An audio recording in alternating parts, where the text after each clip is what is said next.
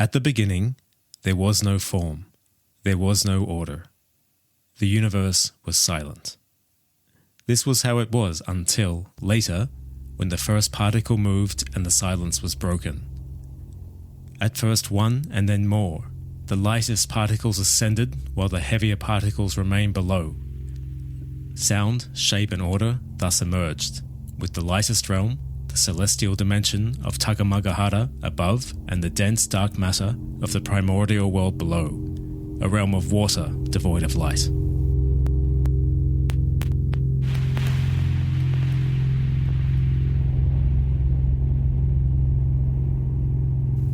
Next came the gods. Gods with names too long to remember. One at first, who in turn created more, until the god pairing of Izanagi and Izanami arose. Setting their gaze upon the darkened ocean below the heavenly realm, Izanagi and Izanami created land, and descending to it, seeded the world with life. In turn, Izanagi gave rise to three more gods, the divine siblings, Amaterasu, the sun goddess, Tsukuyomi, the moon god, and Susanoo, the god of storms and the sea.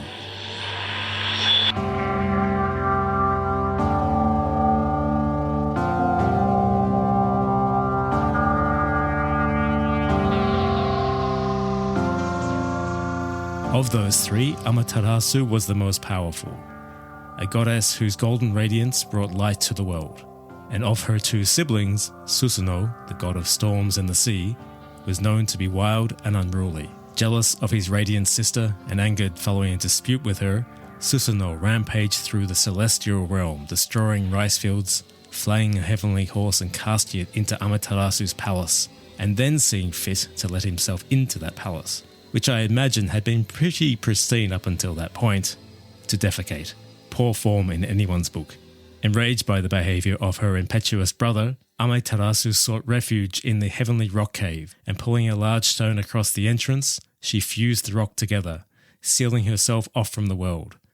Thus her divine light was extinguished, leaving only dark. Crops withered and failed. Animals died. Humans suffered. Chaos took hold and evil spirits revealed themselves. This generally didn't bode well for anyone, but at this point, re-enter Susanoo, who brought himself to the cave to antagonize his sister yet more, taunting her that she had failed as a goddess. Textbook sibling behavior. Other gods and goddesses gathered outside the cave to devise a way to lure Amaterasu back into the world with treasures, crowing cockerels, and so, the story goes, the rhythmic temptation of a one-eyed blacksmith banging an iron nail into stone, the original old-school banger.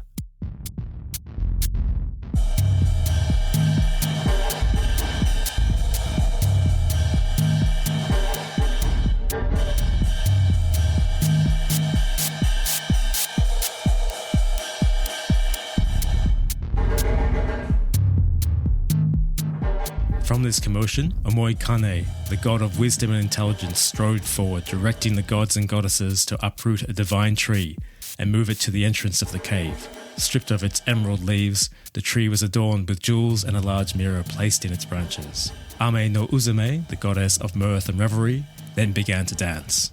A wild dance, exposing herself to the equal pleasure and shock of the attending gods and goddesses, and as the frenzy grew, it was announced a more powerful god than Amaterasu had entered the world. Made curious by the commotion and announcement from outside, Amaterasu unsealed the stone and eased the rock door back to glimpse what was taking place. Through the gap in the stone, her terrific radiance reverberated through the world outside, and reflecting back to her from the mirror and hanging jewels, Amaterasu was deceived into the belief that another god had indeed arrived.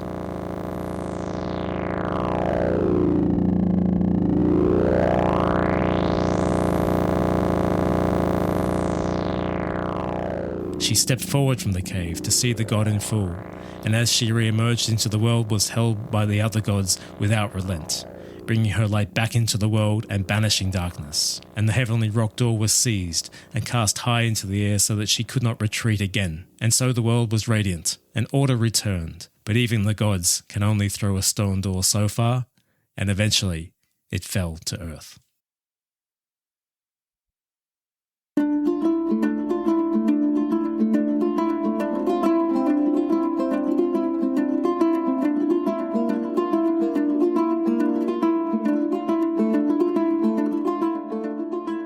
Welcome to Snow Country Stories Japan.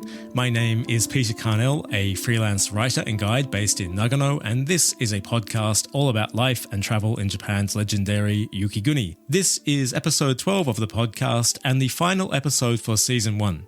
Thank you to everyone who is listening. I hope you're enjoying the podcast. I'm certainly enjoying making it and looking forward to returning with season 2 in September. I'll make sure to announce the date that the pod will return in advance, and during that time I'll also republish an episode or two that I think are worth listening to again, or perhaps you missed them upon their release, so keep an eye out for those. Today's episode is the first of my intended travel guides for recommended destinations in the snow country. Located just outside of Nagano City, Togakushi is home to some of Japan's most important Shinto shrines and one of the snow country's most important cultural landscapes. Translating as Hidden Door, Togakushi takes its name from the heavenly rock door that is said to have landed there. As such, it has been a focal point of devotion for more than 1,000 years and likely at least 2,000 years. The creation myth I opened with was written in the 8th century in a seminal book of Japanese history myth called the Kojiki, just one of many versions of a story, or better said, alternate stories that are likely much older. Part of the wider Myoko Togakushi Renzan National Park, Togakushi's spiritual significance is matched by its natural beauty, making it a fantastic destination for nature and wildlife enthusiasts.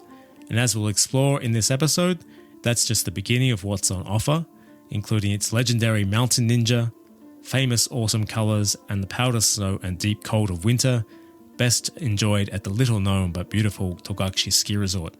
Based in Nagano, I guide tours to Togakushi, one of my favourite places to guide, so if you're interested in that, make sure to listen on to the end of the episode when I provide a little information about my services, and check out the guiding section of the podcast website, snowcountrystories.com. Of course, if you want to head there by yourself, I also provide information about how to do so and the best times to visit. It's my ambition that this travel guide inspires you to travel to Togakushi.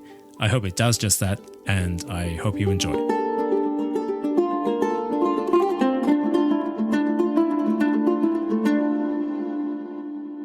Located around 60 minutes by bus from Nagano Station, the alpine village of Togakushi actually sits within the boundaries of Nagano City. I mention that only to underscore how easy it is to get to, but in all other ways, it's a world away from the city. Part of the broader Myoko Togakushi Renzan National Park, Togakushi village enjoys an average elevation of around 1,200 metres, just under 4,000 feet, and sits beneath the striking jagged ridgeline of Mount Togakushi at 1,904 metres, which is around 6,250 feet. Mount Togakushi is one of multiple peaks within the national park, including Myoko, Hiuchi, Amakazari, Yakeyama, Takatsuma, Kuruhime, and Izuna, this dense grouping of mountains being something of a defining characteristic of the park, which is relatively small at just below 40,000 hectares. Mountains have long played an important role in the cultural fabric of Japan, and the presence of multiple peaks, including volcanoes, within the confined space of the national park, marks it out as a place of significance, and arguably the most important of those mountains is Togakushi, a focal point of devotion for at least 1,000 years, and more likely more than 2,000. 2,000 years, that takes us back before the introduction of Buddhism to Japan, and into the fringes of Ko-Shinto, or Old Shinto, the loose conglomeration of beliefs and rituals of prehistoric Japan. It's a point of debate as to just how much we can connect the practice of Shintoism today back to this period. However, we do know that animism and nature worship are a shared feature of both the modern and ancient faith systems, and both today as back then, mountains play an especially important role. Shintoism underwent fundamental changes following the introduction of Buddhism to Japan from the 6th century onward, absorbing Buddhist beliefs into its practice, mimicking Buddhism by gradually taking on a more organized and unified structure, implementing the tradition of shrine building. Before the introduction of Buddhist temples, there had been no such tradition, and ultimately recognizing the need for at least some amount of scripture, as there had been none before. Jump forward in time from the 6th century to the 8th century, to the year 712, and the publication of the Kojiki. Translating as the record of ancient matters, the Kojiki was the first authorized text to account for Japanese origins, myths, and the genealogies connecting the kami, gods, creation of the Japanese archipelago, and the early emperors. followed by the publication of the Nihon Shoki in 720, these two texts were intended to give legitimacy and authority to the early emperors. As such, the Kojiki and Nihon Shoki can be considered the first official texts accounting for Japan's early history and belief system. One of the more important accounts of the origin of Japan included in the Kojiki is the account of Amaterasu, the sun goddess and mother goddess of Japan, and her retreat from the world, as I retold at the beginning of this episode. It is said the heavenly rock door, which had sealed her in the cave and was cast aside, eventually fell to earth in Togakushi, marking it as a place of huge significance to the Japanese creation myths, a fact reflected in the presence of a shrine complex spread through the forests, enshrining many kami said to reside there. Kami doesn't translate perfectly, but in essence it refers to divine beings or spirits, gods for lack of a better description, that inhabit the world and influence the human realm. They are part of nature and seen as manifest in natural features that inspire awe and wonder. Mountains, rivers, waterfalls, ancient trees, unique stones, weather and other natural events such as earthquakes and volcanoes. These are all kami.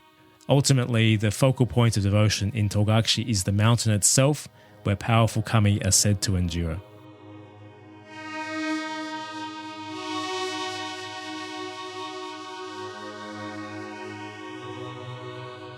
Five shrines make up the main complex at Togakushi. The Hokosha, lower shrine, Chusha, middle shrine, and Okusha, upper shrine are the most commonly visited. The smaller Hinomikosha, located between the lower and middle shrine, and Kuzurusha, nearby the upper shrine, round out the main structures within the complex. When approaching from Nagano City, you will first come to the lower shrine, with the middle shrine another 5 minutes by bus or around 20 minutes walk along the forest trail, located in the center of Togakushi village. The middle shrine is the largest of the five and preceded by a large torii gate. You can't miss it. From there, you can walk to the trailhead of the upper shrine in around 30 minutes if you walk along the road, or around 1.5 to 2 hours using forest trails.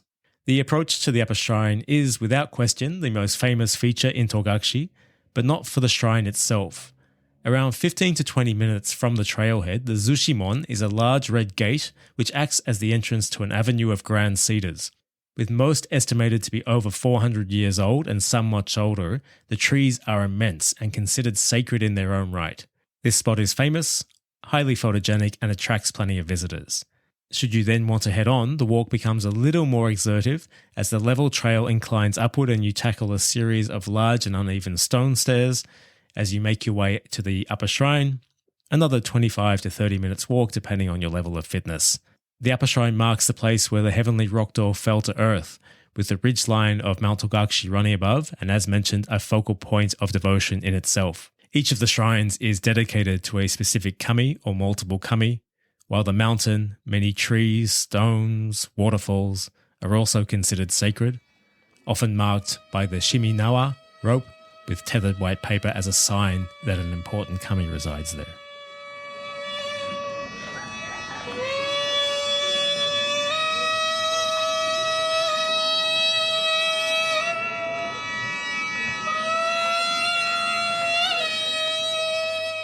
Forest trails link the shrines and offer the best way to experience the complex.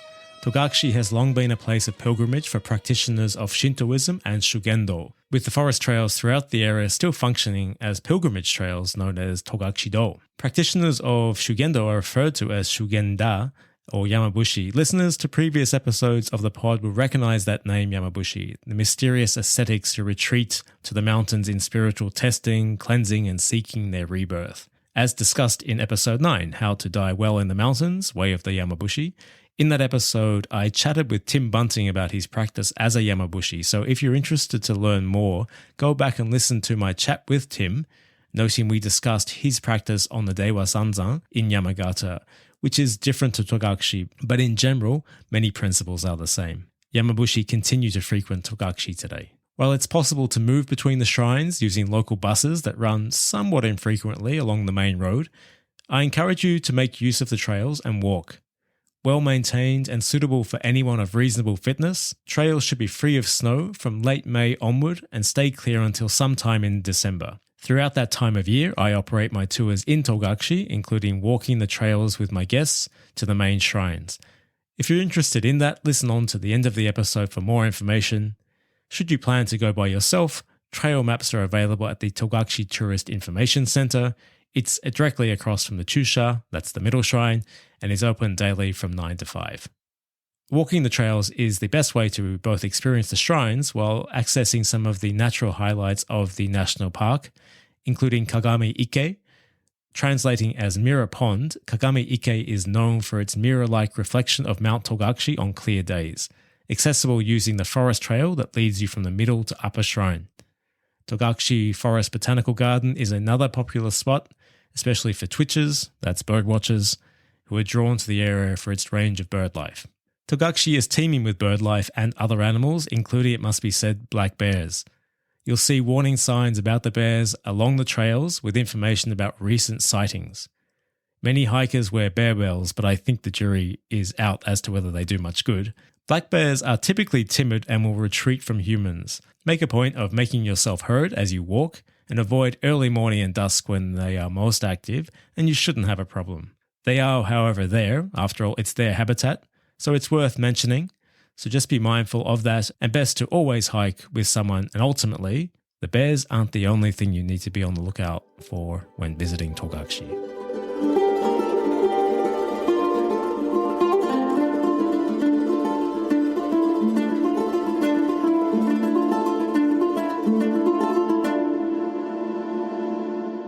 The 12th century was a time of war in Japan. Unrest throughout the domains and competition between the clans for control of the imperial court had, through preceding decades, led to increasing conflict and ultimately civil war between the powerful Taira and Minamoto clans.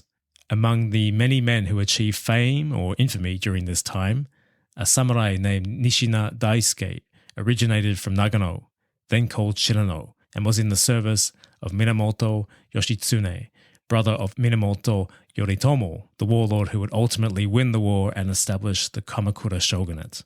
While there is some dispute as to the actual fate of Minamoto Yoshitsune, it is generally believed that he was killed in battle, a defeat that Nishina Daisuke survived by fleeing to the mountains. And this is where accounts of Nishina diverge and his legend merges with those of Togakushi. Some stories tell that Nishina fled into the forested valleys of Iga province on the Kii Peninsula, where he encountered Kain Doshi, a warrior monk exiled from China. In his tutelage, Nishina renounced the samurai code of Bushido to learn the fighting styles that are today referred to as Iga-ryu, the Iga school of ninjutsu, eventually returning to Nagano to found the Togakure-ryu tradition of ninjutsu in Togakushi. Other stories tell of him fleeing to Nagano immediately upon his defeat in battle and taking refuge in the shrines and hidden caves of Mount Togakushi. As we know, Togakushi is a place of the gods, and in those forests and atop its mountains, kami dwell. A legend tells that Nishina encountered a powerful deity and the mysterious Yamabushi, who imparted secret knowledge and techniques to him. And in doing so, he became the first Togakure ninja, and one of Japan's 3 main schools of ninjutsu was thus founded. Yet another story tells that Nishina had already trained as a Yamabushi before ever serving as a samurai, and was in truth returning to his roots. We do not know the truth, but it is, however, accepted that ultimately Nishina Daisuke founded the Togakure-ryu tradition in Togakushi, which today, along with Iga-ryu, remains one of Japan's principal schools of ninjutsu. Unlike the samurai, who were all about squaring up with honor and in the right regalia for a dust-up done proper, the ninja were about stealth, deception, illusion, and anonymity. They were guns for hire, masters of infiltration, espionage, and unconventional warfare. Or better said, they are, as ninjas still train and practice in Togakushi. You can take my word for that, I've encountered them. But as ninja, it comes as no surprise that they are bloody hard to find, but should you be interested, there are a couple of places to head to learn more. Located across from the trailhead of the upper shrine, the Togakure Ninja Museum is open daily from late April to mid-November and exhibits weapons and techniques of the ninja, while a separate folk museum exhibits folk artifacts of traditional life in Togakushi. There is little to no English, however you'll enjoy trying to make sense of what they were up to. After all, ninja want to be anonymous and secretive, making it hard to know where the blurring of fact and myth occurs. The highlight of the museum is the Ninja Trick Mansion, a multi-room house you enter and then must find your way out of. No two rooms are the same, with diversions and trickery throughout to confuse and disorientate. It's seriously good fun, just as much for adults as it is kids. In addition, there is a separate kids ninja village with the same operating periods and times, nearby the middle shrine. Designed for younger kids, the village includes plenty of activities and the option of dressing as ninja. Links to this and other recommendations discussed in today's episode are included on the episode page on the website. Make sure to check that out. Whether you're hiking the trails or messing with ninja, you'll need energy, which means you need to eat, and in Togakushi, that means soba. Soba, or buckwheat in English, is grown in many regions of Japan, and among them, Togakushi is particularly well known, especially for its noodles. The mountain water is said to be mineral-rich and pure, magic mountain water, which results in the local soba having a particularly clean and delectable taste. Many Japanese travel to Togakushi primarily to eat soba, with the most popular and famous restaurants having a queue outside, often in advance of opening. In that regard, it makes the most famous restaurants easy to spot. Just look for the people waiting outside. But there's also no need to choose from one of them. All the restaurants are good, and honestly, I've sometimes been hard-pressed to tell the difference between the renowned restaurants and the ones a couple of doors up with few people inside. Soba is served in many ways, hot, cold, and with a range of side dishes and toppings. For me, hot soba in broth with sansai, that's wild vegetables, is my go-to dish, and make sure to try soba-cha or soba tea, probably my favorite tea in Japan, and a bang-up combination with a hot bowl of sansai soba. Lovely stuff. Restaurants are dotted throughout Togakushi, with the greatest concentration in the central village, within easy walking distance of the middle shrine. In that area, you'll also find Lamp Cafe, a cozy little place run by friendly owners that serves coffee, tea, cakes, and a basic food menu. A good option if you're looking for something other than soba.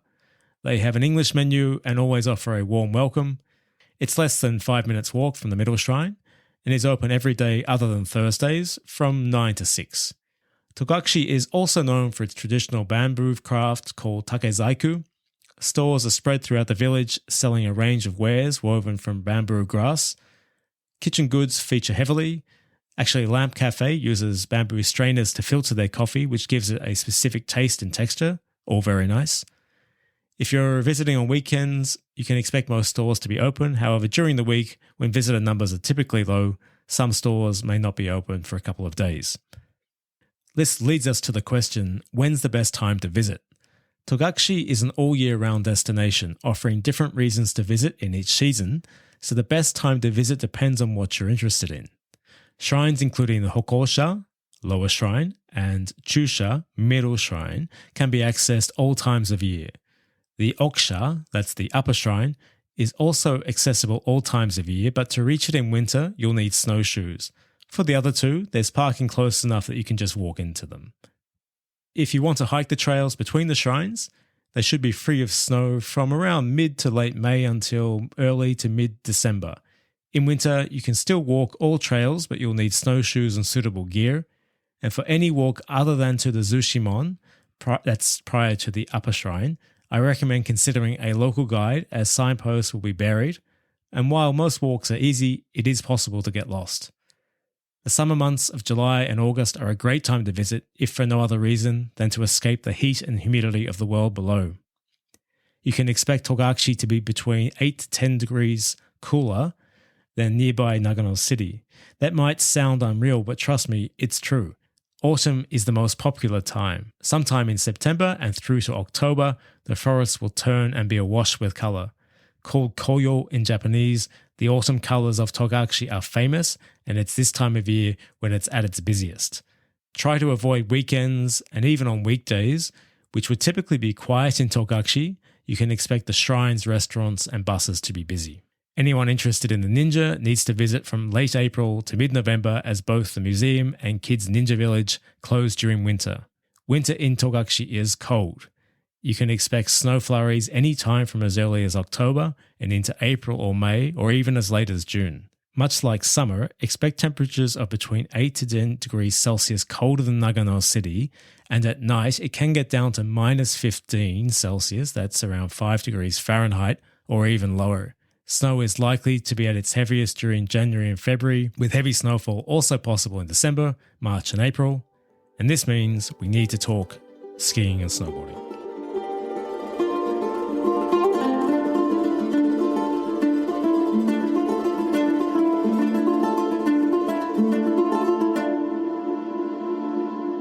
Togakushi is home to a gem of a ski resort and one that flies under the radar for international visitors. Typically open from the second half of December until mid to late March or possibly into April if the snow is good enough, Togakushi Ski Resort is around 70 minutes by bus from Nagano Station, while also easy to access by car from the resorts of Myoko Kogen, Madarao and Nozawa Onsen. Popular with locals, including families, on the weekends, Togakushi is at its best during the week when it's almost certain to be quiet. It's a small resort offering only around 58 hectares of terrain across 19 ski runs and serviced by 7 chairlifts, no gondolas and no night skiing. Togakushi's inland location means it doesn't get the consistent dumps of powder that other Nagano resorts are blessed with. Having said that, it still gets plenty. But its elevation of between 1,300 metres to 1,749 metres means the snow is reliable and stays in good condition. There's a good mix of terrain with some short but steep black runs. Unfortunately, backcountry is not permitted. It's a resort dominated by skiers. Boarders are getting a stronger foothold season on season, but it is a resort where skiers seem to think they have the right of way and can be a little bit pushy. Handle that however you see fit. A great option for a day trip from Myoko, Madarao or Nozawa. The mix of terrain also means it caters well to groups with varied experience and families, as there's a couple of long, wide bunny slopes and kids' activity areas. Advanced skiers and boarders are likely to get bored pretty fast unless the black runs off the backside of the resort are open and full of powder.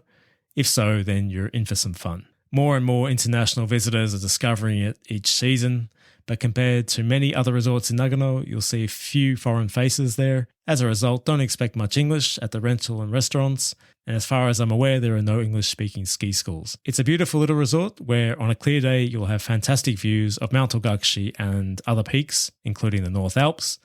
I definitely rate it amongst the most picturesque ski resorts in Nagano and recommend you check it out. In terms of getting to Togakushi, it's easy to do so from Nagano Station using local bus services. Operated by the Alpico Bus Company, 2 lines, number 70 and number 73, run to different points in Togakushi. The journey to the lower and middle shrines will take about 60 minutes from Nagano Station, 65 minutes to the upper shrine, and 75 to 80 minutes to the ski resort. Times can be longer in winter due to the road conditions. There are also different timetables in winter and summer. However, the earlier service usually leaves Nagano Station between 6:30 to 7 in the morning, with the latest return services departing Togakushi for Nagano between 6:30 and 7 at night. The Alpico bus stand and ticket office is across the road from Nagano Station, under a minute's walk when exiting the station from the Zenkoji exit. Using Japanese buses is easy. When you board, take a ticket from the machine. It will have a number. A board at the front of the bus has a tally of the journey price for each number. When you get to your stop, simply look at the board and the price against the number on your ticket. That is how much you pay. You pay the driver as you disembark. You pay in cash, exact cash, no changes given, travel card, or by purchasing the Zenkoji and Togakushi one-day ticket in advance. This is the easiest option. The one-day ticket can be purchased from the ticket office before boarding the bus, and it can be purchased using credit card, allowing unlimited use of bus services to Togakushi and Zenkoji Temple in Nagano City for one day, and also allows discounts at restaurants in Togakushi. There's a link to this and other information on the page for today's episode. Most international visitors head to Togakushi as a day trip from Nagano City. For those who want to stay, there's a lot of good accommodation to choose from, including shukubo, traditional lodgings associated with the shrines. If you're familiar with Japanese ryokan, then you'll basically know what to expect. These are traditional guest houses, usually family-run, which feature Japanese rooms, including tatami matting, futons, and low furniture, and provide dinner and breakfast for guests. Shukubo pride themselves on their seasonal menus designed to show off local produce and ingredients. Many offer activities related to the shrines, such as Shinto ceremonies, but that varies a lot between the accommodation and there's no requirement to partake. It's also worth noting that many feature shared toilet and bathing facilities, which is typical of traditional Japanese guest houses, and owners are unlikely to speak much English, but don't let that put you off. In and around the ski resort, you also have a choice of ski and mountain lodges, and a campground located past the upper shrine which buses run to from Nagano City. Any popular accommodation website should list some good options in Togakushi, again noting that it's only 60 minutes by bus from Nagano Station, so staying around the station where there's plenty of Western-style hotels is also an easy option. But if you're wanting to extend your stay in Togakushi to enjoy everything it has to offer, staying overnight might just be a good option for you. Based in Nagano, Togakushi is one of my favourite destinations to guide, and from May to October I operate my Forest Shrines of Togakushi private nature hiking tour. I have designed this tour to take you away from the city and along the trails of Togakushi to visit the main shrines and explore this important cultural landscape. In doing so, you'll escape the crowds and experience the shrines as they are meant to be, while enjoying a day within the beauty of Myoko Togakushi Renzan National Park. Starting from Nagano Station, I'll accompany you by bus to Togakushi, and then starting from the lower shrine, we walk to the central village and middle shrine before embarking on the longer walk to the upper shrine via beautiful Kagami Ike. Along the way, we'll discuss the history and importance of Togakushi and the basic principles of Shintoism, while also stopping for coffee, tea, beer, snacks, or lunch, whatever takes your fancy, with the walks well-paced and allowing for as many breaks as you like. And once done, I accompany you back to Nagano by bus. As a private tour, all aspects can be customized to suit your needs, interests, itinerary and energy level, with shorter walks possible if that's more suitable. Full details of the tour are on the Snow Country Stories website. Should you be interested in a tour to Togakushi at other times of year, including winter, don't hesitate to get in touch to inquire. It's one of my favourite destinations to guide. I'd love to be part of your experience. I hope I've piqued your interest in visiting. That's it for today's episode and season 1 of the podcast. I say it each episode, but a genuine thanks yet again to everyone who is listening.